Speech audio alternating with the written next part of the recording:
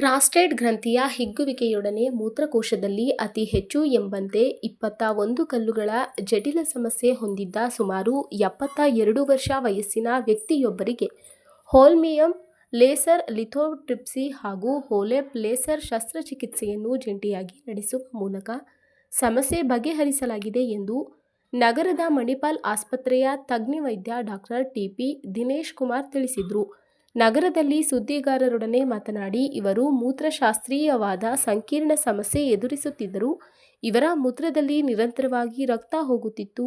ಮೂತ್ರ ವಿಸರ್ಜನೆ ಕಷ್ಟಕರವಾಗುತ್ತಿತ್ತು. ಇದರಿಂದಾಗಿ ತೀರಾ ಬಳಲುತ್ತಿರುವ ಇವರು ಅನೇಕ ಕಡೆ ಚಿಕಿತ್ಸೆ ಪಡೆದರೂ ಗುಣವಾಗದ ಹಿನ್ನೆಲೆಯಲ್ಲಿ ತಮ್ಮ ಆಸ್ಪತ್ರೆಗೆ ಬಂದರು.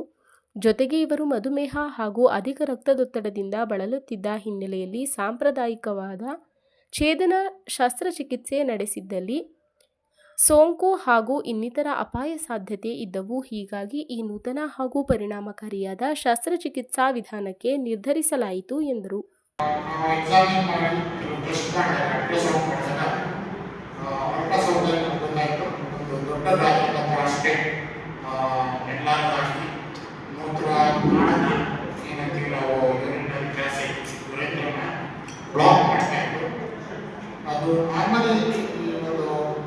ಮೂತ್ರನಾಳ ಸುತ್ತ ಒಂದು ಪ್ರಾಸ್ಟೇಟ್ ಗ್ರಂಥಿ ಇರುತ್ತೆ ಗಂಡಸರಲ್ಲಿ. ಅದು ಯಾವಾಗ ಎನ್ಲಾರ್ಜ್ ಆಗುತ್ತೆ, ಸಾಮಾನ್ಯವಾಗಿ ಸ್ವಲ್ಪ ಪ್ರಾಬ್ಲಮ್, ಯೂರಿನಲ್ಲಿ ಉರಿ ಬರೋದು, ಇನ್ಫೆಕ್ಷನ್ಸ್ ಆಗೋದು, ರಕ್ತ ಬರೋದು ಶುರುವಾಗುತ್ತೆ.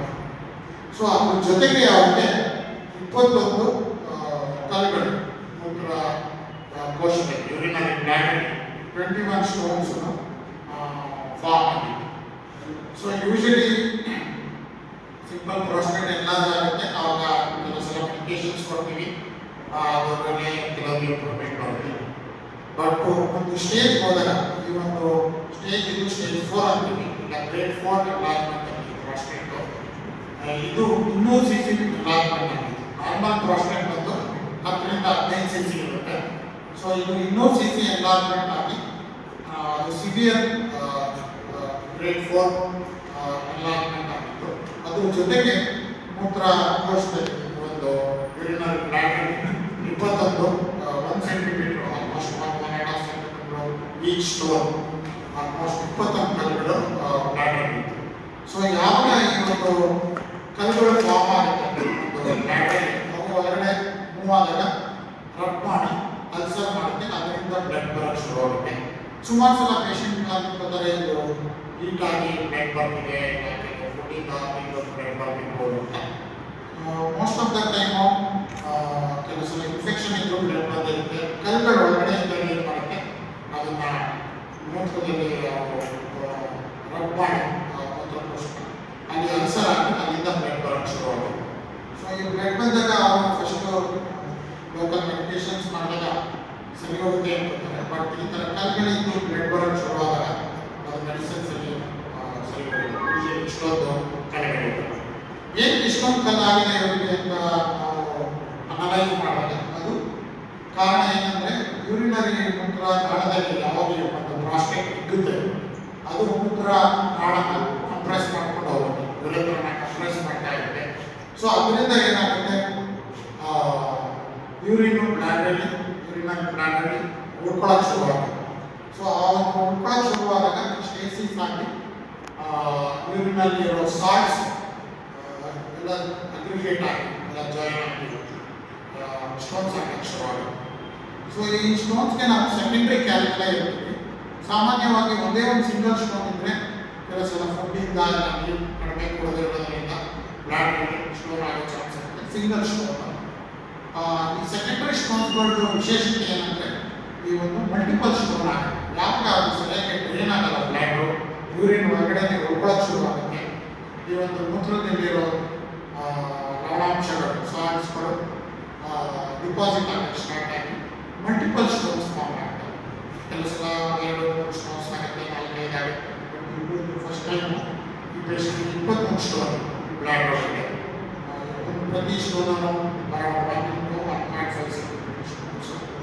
ಸೊ ಈ ಥರ ಇದ್ದಾಗ ಇದು ಅಲಾಟ್ ವಿತ್ ದಟ್ ಬರೀ ಸ್ಟೋನ್ಸೇ ನಾವು ತೆಗೆದ್ರೆ ಅದು ಪರ್ಮನೆಂಟ್ ಕ್ಯೂರ್ ಆಗುತ್ತೆ, ಮತ್ತೆ ಸ್ಟೋನ್ ಆಗುತ್ತೆ. ಯಾಕೆಂದರೆ ಕಾರಣ ಸ್ಟೋನ್ ಆಗೋಕ್ಕೆ ಮೂತ್ರನಾಳ ಬ್ಲಾಕ್ ಆಗ್ತಾ ಇದೆ, ಪ್ರಾಸ್ಟೇಟ್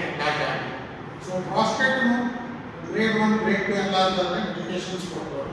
ಯಾವಾಗ ಅದು ಸಿವಿಯರ್ ಎನ್ಲಾರ್ಜ್ಮೆಂಟ್ ಆಗುತ್ತೆ, ಆಲ್ಮೋಸ್ಟ್ ಇದು ನೋಡಿದ್ರೆ ನೀವು 10-20 cc ನಾರ್ಮಲ್ ಪ್ರಾಸ್ಟೇಟ್ ಇರುತ್ತೆ, ಇದು 200 cc ಆಗಿತ್ತು. ಸೊ 200 cc ಅಂದರೆ ಆಲ್ಮೋಸ್ಟ್ 10 ಟೈಮು ಅದು ಬಿದ್ದಿರೋ ಈ ಒಂದು ಕಂಡೀಷನ್ ಕ್ಯಾನ್ಸರ್ ಅಲ್ಲ, ವಿನೈಲ್ ಪ್ರಾಸ್ಟೇಟಿಕ್ ಹೈಪರ್ಪ್ಲೇಸಿಯಾ ಆಗ್ತದೆ. ಈ ಒಂದು ಕಂಡೀಷನ್ಗೆ ಇದು ಗಂಡಸರಲ್ಲಿ ಏಜ್ ಆಗ್ತಾ ಯೂಶಲಿ ಆಫ್ಟರ್ 60-65 ವರ್ಷ ಆಗ್ತಾ ಈ ಒಂದು ಪ್ರಾಸ್ಟೇಟ್ ಎಲ್ಲ ಆಗುತ್ತೆ, ಸರ್ಜರಿ ಆಗುತ್ತೆ, ಇದು ಕ್ಲಿಯರ್ ಆಗುತ್ತೆ, ಸ್ಟೋನು ಆಚೆ ಬರುತ್ತೆ, ಸ್ಟೋನ್ಸ್ಗೆ ಪ್ಲಸ್ ಪ್ರಾಸ್ಟೇಟ್ನು ಕ್ಲಿಯರ್ ಆಗುತ್ತೆ. ಸೊ ಎರಡನ್ನೂ ಮಾಡಿದ್ರೆ ಸೇಮ್ ಓಲ್ಮಿಯರ್ ಲೇಸರ್ ಯೂಸ್ ಮಾಡಿ ಸ್ಟೋನ್ಸ್ ಮೂತ್ರ ನಾಳದ್ದು ಹೊಟ್ಟೆ ಕೊಯ್ದು ಕಟ್ ಮಾಡಿ ಇನ್ಸಿಷನ್ ವಿತೌಟ್ ಇನ್ಸಿಷನ್ ಒಂದು ಮೂತ್ರ ನಾಳದಿಂದ ಒಂದು ಸಿಸ್ಟೋಸ್ಕೋಪ್ ಹಾಕಿ ಅದನ್ನು ನಾವು ಕ್ಯಾಮ್ರಾದಲ್ಲಿ ನೋಡ್ಬೋದು, ಲೇಸರ್ ಪ್ರತಿ ಸ್ಟೋನ್ ಪೀಸಸ್ ಮಾಡಿ. ಯಾಕೆಂದರೆ ಮೂತ್ರ ನಾಳ ಇರೋದು 5-6 ಮಿಲಿಮೀಟರ್ ಇರುತ್ತೆ, ಸ್ಟೋನ್ ಇರೋದು 1-6 ಸೆಂಟಿಮೀಟರ್. ಅದರ ಜೊತೆ ಪ್ರಾಸ್ಟೇಟ್ ಎಲ್ಲಾದಾಗ ಮೂತ್ರನಾಳ ಇನ್ನೂ ಕಂಪ್ರೆಸ್ ಆಗಿ ಮೂತ್ರನಾಳದ ಡಯಾಮೀಟರ್ ಪೀಸಸ್ ಮಾಡಿ ಲೇಸರ್ ಡಸ್ಟ್ ಮಾಡಿ ಪ್ರತಿಯೊಂದು ಸ್ಟೋನನ್ನು ಥ್ರೂ ಮೂತ್ರನಾಳದ ಮುಖಾಂತರ 21 ಸ್ಟೋನನ್ನು ತಂದ್ವಿ. ಪ್ಲಸ್ ನಾವು ಓಪನಲ್ಲಿ ಏನು ನಾವು ಬೆರಡು ಹಾಕಿ ಈ ಒಂದು ಗಿಡ್ಡನ್ನು ತೆಗಿತೀವಿ, ಅದನ್ನು ಲೇಸರಲ್ಲಿ ಅದು ಡಿನ್ಯೂಕ್ಲಿಯೇಟ್ ಮಾಡಿ ಮಾಸಿಲೇಟ್ ಮಾಡಿದಾಗ ಪುಡಿ ಹಾಕಿ 2-3 ಮಿಲಿಮೀಟರ್ ಪೀಸಸ್ ಆಗಿ ಈ ಒಂದು ಟ್ಯೂಮರ್ ಸಪೋರ್ಟ್ ಆಗುತ್ತೆ. ಸೊ ಇದು ಎಂಟೈರ್ ಪ್ರೊಸೀಜರ್ ಒಂದು 3.5 hours ಮುಗಿಯುತ್ತೆ. ಇದು ಲೋಕಲ್ ಅಂದರೆ spinal epidural anaesthesia, general anaesthesia ಬೇಕಾಗಿಲ್ಲ. ಸೊ ಪೇಷಂಟು ಅವೇ ಇರ್ತಾರೆ, ಅವರು ನಾವು ಮಾಡೋದಕ್ಕೆ ಇನ್ನೊಂದು ಲೇಸರ್ ಫೈಬರ್ ಈ pass the laser to the cystoscope. ಇದು ಹೊರಗಡೆ ಶೀಟ್ ಮುಖಾಂತರ ಹೋಗಿರುತ್ತೆ.